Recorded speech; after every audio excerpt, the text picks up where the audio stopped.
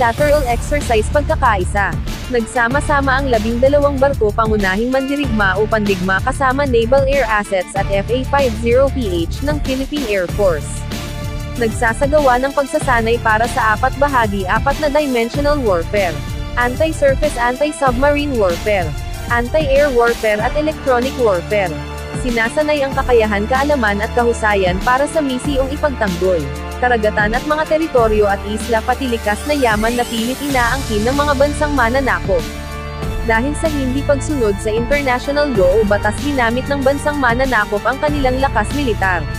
at nagtayo ng mga military bases and facilities sa loob mismo ng EEZ Exclusive Economic Zone ng Pilipinas, paglipag ng MRFs o multi-role fighters at mga bombers, aircrafts at naval attack helicopters sa loob ng himpapawid ng Pilipinas at pagbabawal at paghuli sa Pilipinong mangingisda at pagkuha ng kanilang mga huli at pagsira sa kanilang kabuhayan, pagkuha ng giant clams at iba't ibang uri ng isda at pagwasak sa mga coral reefs.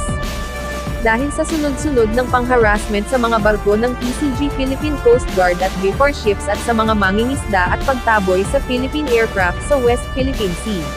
nagkaroon ng new revised modernization program ang Philippine government na akma sa mabilis na pagbabago at pagtupad sa tungkuling ipagtanggol ang kapayapaan at kalayaan, ipagtanggol ang nasasakop